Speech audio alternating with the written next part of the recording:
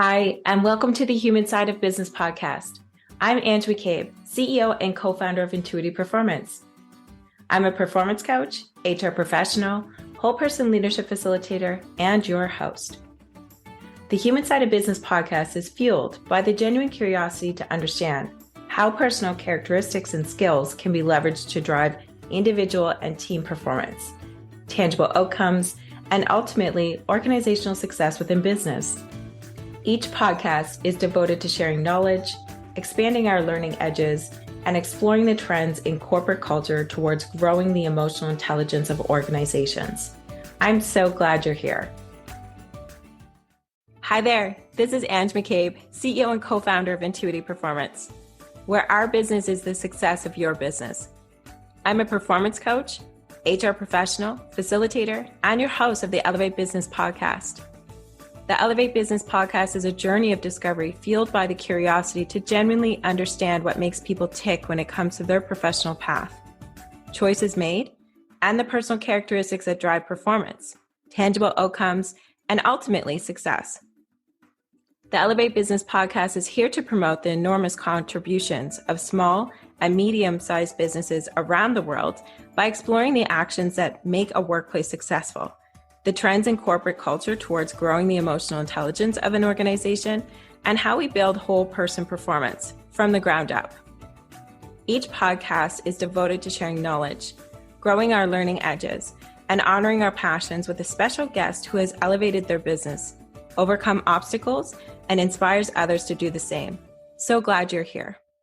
Hi, and a warm welcome to episode number 28 of the Elevate Business podcast. Both myself, Ange McCabe, and Scott Russ are your hosts. We have the pleasure of introducing you to Peter Barbour, founder and CEO of Cyno, a tech platform that is disrupting the wellness space by providing corporate teams unlimited virtual access to practitioners in mental health, fitness, and more. Building on his own experience as a wellness director, Peter saw an opportunity to better support employees' needs and began working on Cyno back in 2017. Which today is used by corporations across Canada. Welcome, Peter. Thanks for having me. Our pleasure. Can you tell us a little bit about yourself, your company, and your journey? Yeah, so I'm a kinesiologist by education.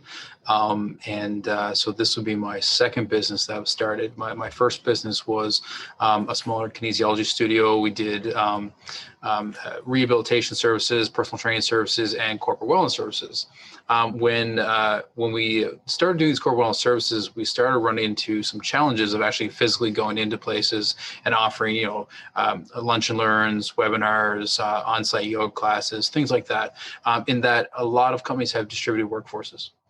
And so the challenge was, okay, so if I'm a company and I'm in Manitoba, but I also have employees that we have a location in Ottawa, another one in downtown Toronto, how do we offer something that's comprehensive and equal to every single employee, no matter where they work?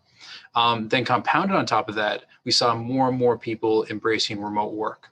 So this is again back in like 2015, 2016, this sort of time frame, really before obviously the pandemic. Remote work is now every second word that people say. So in 2017, we realized that, we want to double down on that piece. We think we can come up with a virtual solution that really removes the barriers to the accessibility of healthcare for employees everywhere.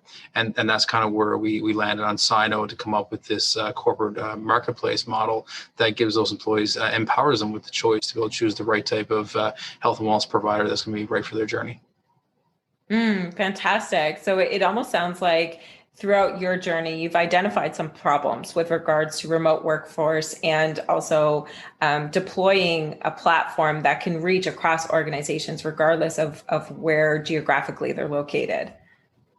Yeah. It's, the traditional methodology of, hey, you got group benefits, you might have an employee assistance program and the company might pay for half your gym membership. Those days are kind of gone. I don't think it'll go away completely. I think it'll always be a part of the journey, but people are realizing it presents a lot of massive gaps. And so those are the gaps that we're filling right now for the companies that we service. Okay. I really like, Peter, how the journey has progressed from your own experience of having this company, identifying this gap, and then actually going out and building out a platform to address it. it's always nice to have an idea, but actually take action on it and put it into the work. So it's great. And so I'm curious, what does the word performance mean to you, and what role has it played in this journey in creating Cyno? Ideas are a dime a dozen. Execution's everything, and I think that's kind of how I've kind of lived my life. Performance, I think, is a function of just pulling the trigger and doing things. My mom used to tell me when we weren't hungry around dinner time, she says, "And eating is what starts the appetite."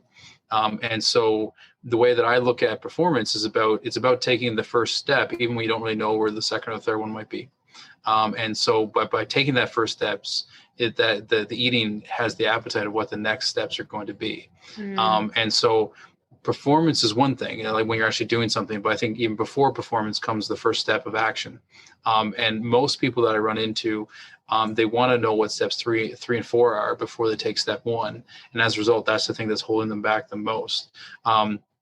I call it a little bit of maybe blind stupidity on my side, but one thing that I count myself as being good at is taking that first step without knowing the third and the fourth step necessarily, and just knowing that we're going to figure it out as we go. And so that's really been my personal journey experience when it comes to performance. And you said something really interesting there, in the sense that most people want to know steps 2, 3, and 4 prior to taking step 1. So, reading between the lines, there may be some reservations there or some fears. So for you, what is the thought process around just taking action? Well, a good example is how Cyno started. Cyno didn't start as Cyno. It started as a concept called My Trainer Online. And so I was just finishing up with a project that I was on, and I was trying to figure out what I was going to do next. And truthfully, I wasn't quite sure. We understood this gap in the corporate wellness piece, but so we started building out this platform. And originally, it was mainly just for people doing online personal training, no video. It was all pre-recorded stuff, and frankly, I wasn't even overly enamored by the idea, but I just knew that I had to start something. And because I started that and I started gaining a little bit of traction in that area is what led us, and getting that feedback from those clients is what led us to that next step. So I'm not sure I answer your question specifically, but that's kind of my take on it. And so I'm curious, Peter, and you mentioned, Ange touched on it as well, this idea of, taking that first step without knowing steps 2, 3, and 4. Has it always been that way for you, or was there a transition into doing that? What does that look like? Yeah, probably. I mean, a good example, like one job I had really early, I was in my second year of university, and people presented work terms for you to do as part of your kinesiology degree. And I didn't like any of them. So instead I went out and applied for a job to work on cruise ships. And so it was pretty left field. And, at the time I was 19, I didn't really know what was going on. And they invited me to an interview in Toronto. So I had to fly to Toronto and do an interview, and they accepted. And before I knew, I was on a plane going to London, England, to get trained in to go off to cruise ships in the Caribbean. But, I didn't really know what was going to come next. All I knew is that I didn't want to do what the norm was. And I didn't like the options that were presented to me. So I knew the first step was applying. And going. It turned out to be an amazing experience for me, and probably one of the more life-changing experiences that led me to where I am today. But I think that would probably be one of the best examples. So that's at 19 years old. I don't know if I can go any further back to provide context as to why I am the way I am. But yeah. And in hearing that response, it kind of prompts me to be curious a little bit about your learnings. What has been the biggest learning as a CEO for you? The biggest learning revolves around listening. You got to listen to your employees. You got to listen to your clients. Ironically, the answers to what you should do as a business usually lies within people talking to you and telling you what they want. Most people just don't want to hear it. Most people say, I think this is right for my platform. This is the new feature that I need to do. If we don't talk to our providers, we don't talk to our end users, or, with Cyno, we're very unique in that we have 3 stakeholders within the people that we service on the business development side. So we have the end users, in other words, employees within the companies that use it. That's one. We got to make sure they're happy. We got to listen to them. Then we have the HR managers and people and culture, people that we got to sell to. And so we need to listen to them, and account management with regard to them. And lastly, we have our providers. So we need to listen to them, make sure that they're happy, and what sort of features and needs and support do they need as they journey through it. So it's very easy for me to sit back and assume. And I think assumptions are probably the biggest danger when it comes to a CEO, is making those decisions and assuming it. But I make a point to sit in on. We would do 1 month kind of conversations with all of our clients and understand feedback. And I make a point to attend all those sessions because that feedback is going to tell you what the next step in your product is going to be almost every single time. You'll listen to the commonalities amongst all these different conversations. And you'll find out this is exactly what your product should look like because this is what the client is telling you. So I think listening is probably the best thing from a learning from a CEO perspective. And I'm hearing it in part of that listening is letting go of what your assumptions are and working towards or past some of those things that you don't want to hear. Yeah, I mean, I've only learned this because I've made the mistake so many times. We've gone out and built features, and just because we thought it'd be cool and that people would like it, and nobody used it because we didn't ask. We definitely made the assumption that this was something that the market wanted or that the users wanted. So I'm very meaningful now about engaging our stakeholders, be it providers or our HR managers or our end users, the employees, about before we do key changes, not little changes, but key changes. We make sure to engage and have those conversations to make sure that everyone's on the same page. Mm-hmm. So it sounds, Peter, like this experience from looking externally and being able to listen to what the external stakeholders might have, whether it be the practitioners, to your point, the HR managers, the actual employees who are going through the platform to be able to identify problem points. I'm curious, how has that related more to your internal team? And how have you implemented that with the team at Cyno as you're growing? Well, we have 5 core values as Cyno, and the one that I think everybody would always bring up on a regular basis is fearless communication. That's a critical part of how we operate internally. Meaning, and to kind of define that, it means that people have the ability to say what's on their mind even when it might be uncomfortable. Mm-hmm. And so another word that probably goes hand in hand with this is transparency, and that's kind of more of a top-down model. So I'm extremely transparent with our full team. I tell everyone on our team that they do have a seat at the table, they do have a say. I might not agree with it, but I want to hear it.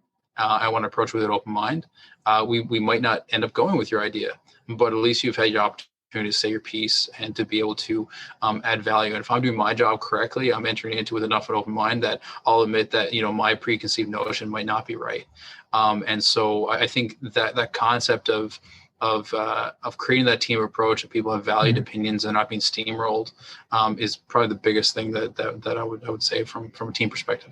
It sounds like a strong point in the sense of having transparency from a corporate perspective, and then also from an internal perspective, kind of managing expectations up, is that fearless communication. What else is present in your environment for your employees to thrive? Well, we provide a couple different things. Number one, we eat our own dog food, and that they all get access to Cyno.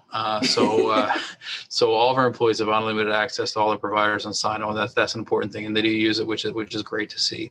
But the other piece is we try our best to. We have a remote working culture, which I'm sure we're going to touch on now in a bit. So we're a fully remote piece, but when I say fully remote, it doesn't mean that we don't provide workplaces for people.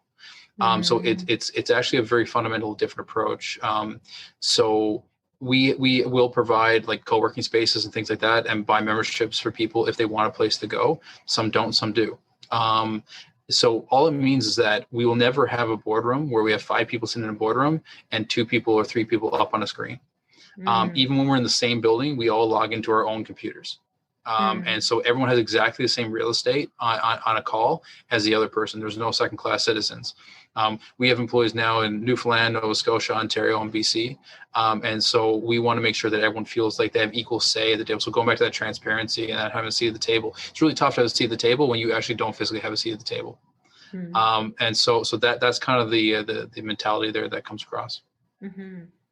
I think it's really interesting, Peter, how you brought up you've changed the boardroom to being in person, to being a virtual boardroom, and shifting that so that, hey, even though we might be in the same office or co-working space, we're all going to meet virtually, and utilizing that to help level the playing field, so to speak. Yeah. No, we were remote from day one. The first two employees that I'm in St. John's, Newfoundland, but the first employees we had were in Ontario. So I would fly back and forth usually once every month and a half or so to have a little bit in-person pieces there. And I flew them down here a couple of times, and that's how we started the relationship. But we've never actually had like a head office per se. So I think that's a part of our culture now and how we operate. But we try our best to once or twice a year to be able to have retreats where we all get together in person for fun events or team building capacities. Obviously, we haven't been able to do that since the pandemic, unfortunately, but hopefully to do that again when this all gets cleared up. But yeah, so really from day one, we've never really had that kind of boardroom mentality. We did try it a couple times if we had a couple of people that might have been like here with me in Newfoundland, and I stopped it really quickly because it just completely destroyed the communication circle of people having a say at the table, and that was the exact opposite of what I wanted. It sounds like there's a lot of intention in the way that you set up your team, how they communicate, how they're interacting to ensure that all team members have accessibility and meaningfulness behind, how their performance is impacted at Cyno. So we're kind of curious, in building out your team in multiple provinces across Canada, did you have any pain points in growing it? Most definitely. We tried a couple different things. I find that within the workforce, you either got people there on the far left or the far right when it comes to flexibility. So the far right is, nope, it's 9 to 5. You come sit down in your cubicle and you leave. It's Monday to Friday. That's how we do things. And then the far left, it's completely willy-nilly in that you work whenever you want to. And the people typically call it a performance-driven culture, but there's zero parameters put on like structure in regard to when people are available for collaboration, things like that. So we started there. That's where we started, where we didn't, and when we were as small as possible. But and we're still small, but as we continue to grow our number of employees, we realized that it was actually making the employees semi-uncomfortable because they didn't know what was expected of them. Right. And so yet, if you ask every employee, the biggest thing they want is flexibility. Nowadays, whenever you hire people, you say, what do you want? Would you rather money or flexibility? They say flexibility. That is the most important thing now, particularly in like the new generation coming up.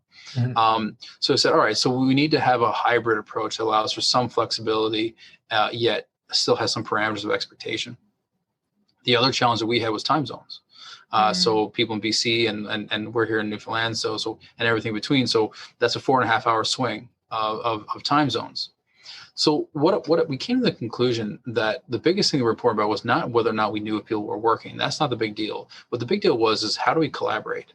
So how do we have an expectation of knowing when another team member is available and you need to talk to them about something important for the business? Because that's what was happening. We were finding that the work was getting done, but collaboration was hindered because you got two people that are working on a problem and they're like, oh, it'd be great to pull in this person. But you reach out to them and they're out walking their dog for an hour or so. And you're like, oh, okay, now we just got to halt the progress. And, not that there's anything wrong with walking your dog in the middle of the day, but it's just, there's no expectation set. Right. So what we do is we instituted something called the ideal day. So what we do is every single person that comes on board our team, we let them pick what they want their ideal day to be. It's 8 hours, but it can start and end whenever they like, on Monday through to Friday. Now, we don't have an expectation that they need to have necessarily work during their ideal day. All they're saying is, I'm saying that this is the 8 hours a day when I'm available for collaboration. So it means I'm within arm's reach of my computer, so I'm available to collaborate. Now, within that ideal day, we give people flexibility. We say, all right, if you need to get up and go to the gym or go for a walk or take kids to the park, whatever it's going to be, you have up to an hour and a half within that ideal day, and we have an availability channel and Teams. You just post and say, hey, guys, I'm going to be out from 10 a.m. to 11 a.m. Eastern Standard Time today. Great. We're all on the same page. We all know exactly when people are and are not available and when they're coming back. So, and we're very strict on that. You got to say when you're leaving and when you're coming back. That's very important in the availability channel. But people can just take up to an hour and a half. If you need more than an hour and a half, then we look at vacation time. So we also don't do the unlimited vacation time thing. I don't necessarily buy into that as a construct. So if you need more than an hour and a half in a day, then you just request vacation time. That's fine. But the idea is you still get your work done. So I don't care if you're actually working during those 8 hours or not. If you want to work till midnight, that's cool if that fits your lifestyle. But I do need to know when you're available to collaborate with the rest of the team, and the rest of the team needs to know that as well. So that's a structure that we put in place that works extremely well so far. People enjoy the idea of having, if they know that what they're allowed and not allowed to do. So there's a bit of peace there. There's a lot of research actually on unlimited vacation that's could be interesting to look at for you guys, but that people actually end up taking less vacation typically when it's unlimited vacation, because they're afraid of the optics of how it's going to be viewed and they don't know what's appropriate and what isn't. Versus if they're given, here you have this many days to use, then people tend to use it more. So that's another interesting piece there.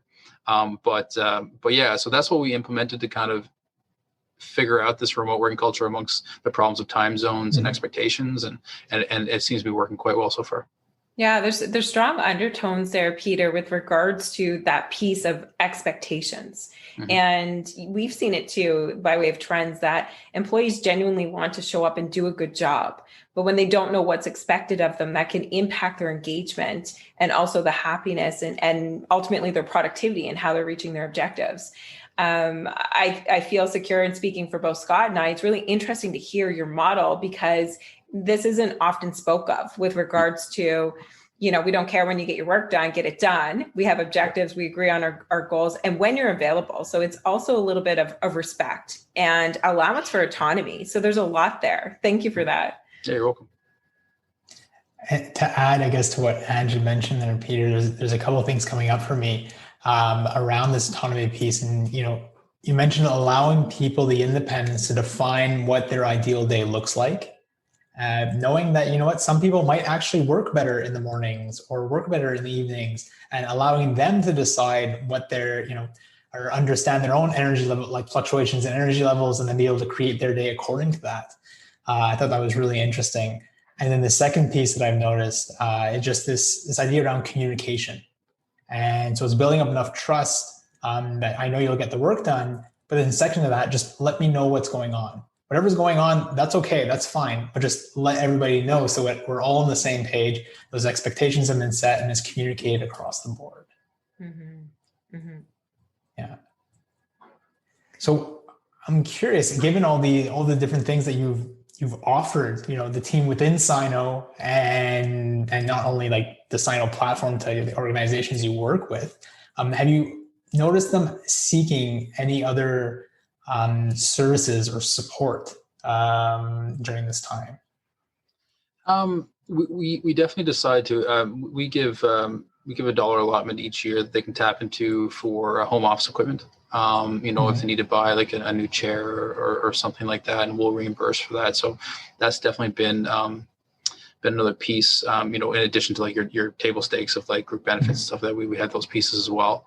But yeah, that's another interesting one, because we've gone with that model as opposed to always providing equipment. We allow for people just get reimbursed for it, so it's kind of part of their compensation. So they don't feel like they're renting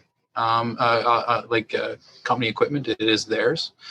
So that's been a little bit of a different approach that we've had. But yeah, I can't think of off the top of my head now anything else that specifically that they've been asking for to other than the things we talked about. In regard to most employees, as long as they feel like they have a seat at the table and you're being very transparent with them. I think that knowledge piece is huge. Is knowing where the company is both financially and as a trajectory. And so I'm very transparent with them as to where we are on both those fronts. Another piece that we do for all of our employees is every employee gets stock options. So that's a piece I guess that's another piece from a compensation standpoint. But we make sure that all employees, once they finish the 3-month probationary period, they are presented with an employee stock option plan. So we want every single one of our employees to feel like they have ownership over what we're doing with Cyno, and a vested interest in the success of the company more than just a paycheck. So that's an important piece, and we really try to instill that from day one, telling people like, we want you to own this piece and take pride in it, and also to be able to have some financial motivation for us to be successful. There's a lot in there with regards to engagement and motivation. When it comes to alignment, you've talked a lot with regards to availability and communication and transparency as well. Can you tell us a little bit more with regards to your approach as Cyno grows and as you grow as a CEO and your leadership team? How do you go about keeping employees aligned with your company vision? Number one is to say it again and again and say it loud. People need to be reminded what your vision is. So our vision is removing the barriers to accessibility of healthcare. That's our mission. That's why we operate. I just got off a call. We collaborate with a lot of our clients. Actually, a really big topic right now we're trying to tackle is diversity and inclusion.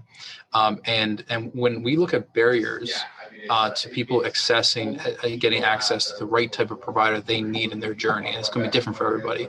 We look at the barriers. So like we tackled a lot of them already with regard to geography, availability, money. Remove that piece for the employees as well. But a diversity inclusion is one as well, and we take all of them very seriously, and that we want to make sure that there's no barrier. If someone comes and they need to see a person with a certain diverse background, or need to see a person with a certain availability in the time of the day, or need to see a person that is even offering a very specific specialty that they need to see, these are all barriers that we need to remove to make sure that those people can see the right provider that's right for them. So that's definitely an important piece when it comes to that. So one is that mission. Just make sure that people understand, saying it again and again. Next is our core values, and so when we hire people, we hire people off our core values. We remind. I probably can do it even more, but reminding our employees on a regular basis of what our core values are and what makes us move forward when it comes to those core values, and how we make decisions, and how we bring people on, and the next steps we make as a company. So I would say from an alignment standpoint, that's probably the two things: our mission, our core values, and make sure we say them again and again. Fantastic. Okay. And so we really appreciate you sharing your insights with us here today in building Cyno. And so our last question we like to ask is, what are 3 words of inspiration that you'd want the world to hear? From an inspiration standpoint, I'm not convinced I'm the most inspiring leader in the world, so I don't know if I got 3 words for you. But other than to say that it almost comes full circle back to almost the first thing we talked about, which is taking the first step. That's probably the hardest step to take. It's where the most risk lies in failure, and it's not knowing about those 3 and 4th steps. So I don't think I have words other than to say to take that first step, because the 3rd and 4th ones, while the second one might be failure, and you got to almost come to grips with that, and that's okay. But almost without fail, the 3rd and 4th are always much better than the 1st and 2nd. So it's having the guts and the motivation to be able to take that first step, and that's going to be different for everybody. Some people, it's just intrinsically they're more apt towards making that first step, and it's kind of inborn. Other people, it can be learned. I don't think that courage is either kind of a yes or no, a 1 or a 0. I think it's a piece that people need to spend time on and to work towards, and it's just easier for some people than others. And it's just like every skill they can possibly build. Some people, playing hockey comes really easy to them. Other people got to work hard at it. But I think the ability and the courage to take that first step is something that can be learned from people who don't feel that they have it. So I don't know if that's inspirational or not, but full well knowing that that's kind of the first piece that people, if they're going to be successful, or at least have a hope to success in that path, the only thing they really got to focus on is kind of taking the first step. That's most definitely inspirational, Peter. And you have a strong ability to paint almost a roadmap of what things can look like. And for most people, it's like they know that they have a fear or hesitation of taking that first step, or they don't know what's going on with that third or fourth step. So you filling in those blanks would definitely be valid information for our subscribers for sure. Yeah. So thank you very much for joining us today. We really appreciate sharing your entrepreneurial insights with Intuitive Performance and with our subscribers. Happy to be here. Thanks for having me. And for those who would like to learn more about Cyno, we will provide a link to Peter's company's profile on the Elevate Business Podcast title page. Take good care. Thank you very much for all of our subscribers to tuning in into another great episode of the Elevate Business Podcast. Take good care. Thanks for listening to the Elevate Business Podcast. I hope you enjoyed the program. You can subscribe to future podcasts at intuitiveperformance.com, where you can also sign up for webinars and learn more about professional coaching and our facilitation solutions available to help fire up your whole person performance skills and drive actions for success. Until next time, stay true to you and take care of each other. We are all better together. Thanks for listening to the Human Side of Business podcast. I'm glad you could join us. If you enjoyed today's episode and want to stay updated with our latest content, make sure to visit our website. The link can be found in the episode description, where you can subscribe to the podcast, sign up for our newsletter, and learn more about our whole person leadership services. Sounds interesting? Explore the Whole Person Leadership Cohort by Intuitive Performance, a unique program that offers unparalleled support to managers on every step of their leadership journey. Our program features evidence-based assessments, workbooks, group coaching, and interactive learning experiences to help you level up your leadership skills. Reach out today to apply to one of our upcoming cohorts. Until next time, take care and stay curious.